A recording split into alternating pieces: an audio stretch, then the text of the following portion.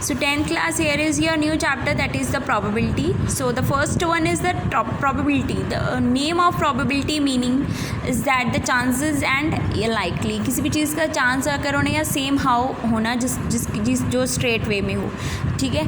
And the probability, the definition you have already read in the classes 7th or 8th 9th as well, that the number of outcomes upon the total number of all the possible outcomes, ठीक है. The now from this one here आपसे आपकी ये new definition start हो रही है, तो keep these thing in your mind because it's very useful in your full chapter.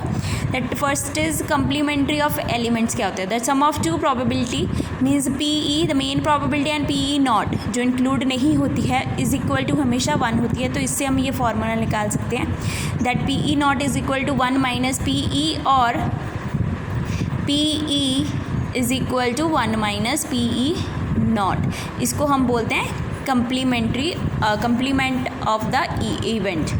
अब उसके बाद नोट लिखो, the probability of an event which is impossible. जो प्रोबेबिलिटी किसी भी इवेंट की इम्पॉसिबल हो टू अकर इज़ 0, हमेशा 0 ही होती है, उसको इम्पॉसिबल इवेंट बोलते हैं. And P E equal to 0 होता है.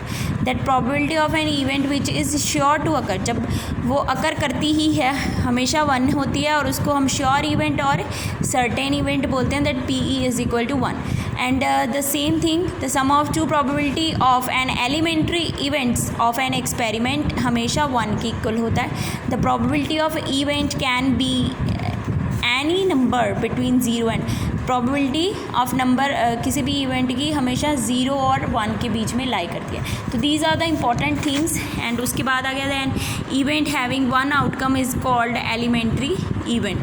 कहते कि एन इवेंट जिसकी हमेशा 1 इवेंट आउटकम आती है उसको हम बोलते हैं elementary event. Now let's start with the exercise 1.5. अब इसमें देखिए कि the probability of any event E plus probability of even not is 1. मैं अभी बता के हटी हूँ. The probability of any event that can not be happened, जब नहीं होती है वो 0 की होती है, इसको such event is called impossible.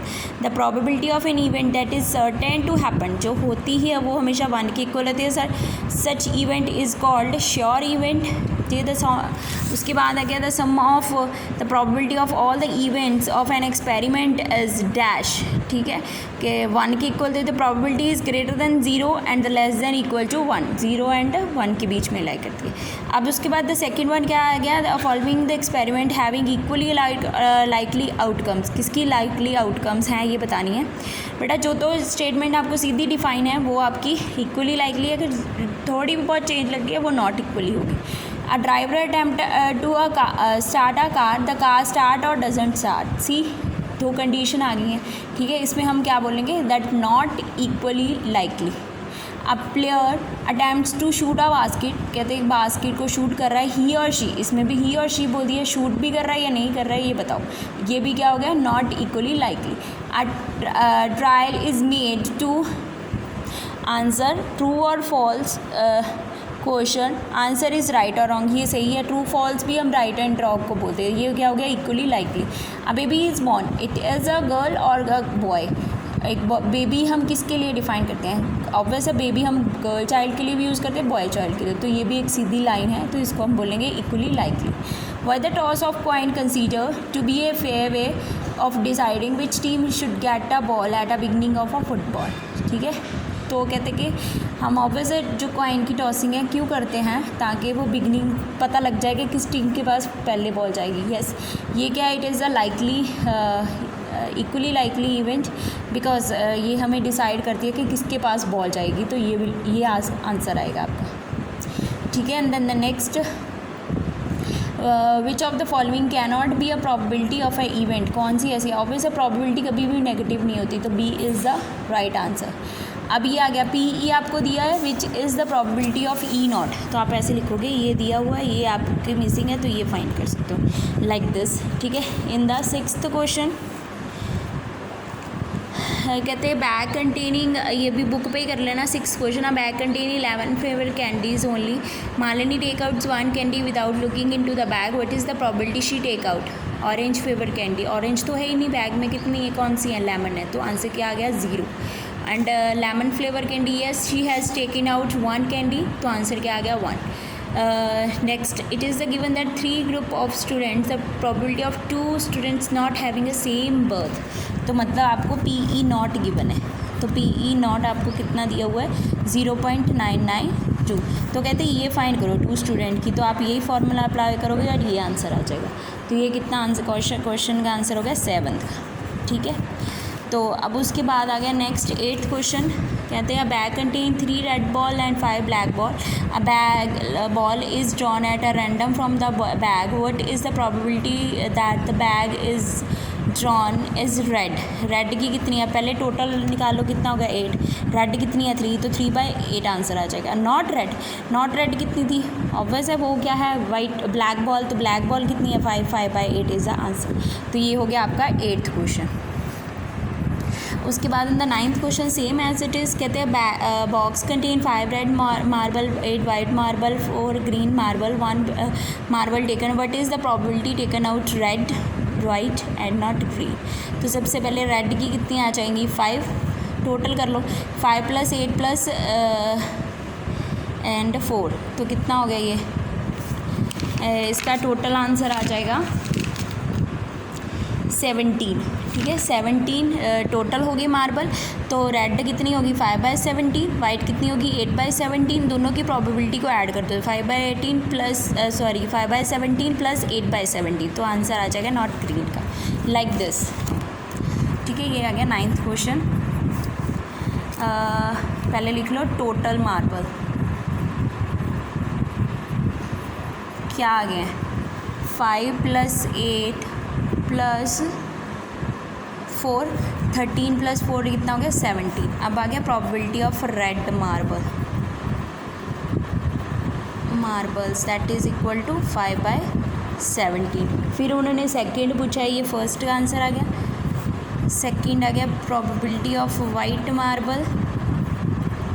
White का कितना आ गया, वाइट है 8, तो 8/17. अब बोला उन्होंने not green, probability of not green. तो ऑब्वियस हम क्या करेंगे, इन दोनों को ऐड अप कर दो 5 + 7 + 8/17, तो कितना हो गया 13/17. राइट. अब आ गया 10th. अ पिग्गी बैंक कंटेन 150 पैसे coin, 51 coin and 20, 2 coin and 10 5. तो what is the equally upside down the probability 50 पैसा coin not a 5 rupees coin. तो पहले मैंने लिख दिया टोटल नंबर ऑफ कॉइन्स मेरे 180 बने, तो 50 पैसा कितना बन गया 5/8. तो नॉट 5 रुपीज़ कितने बनेंगे, तो नॉट 5 रुपीज़ कितने हैं मेरे पास 50, तो 50 इसमें से माइनस कर दो.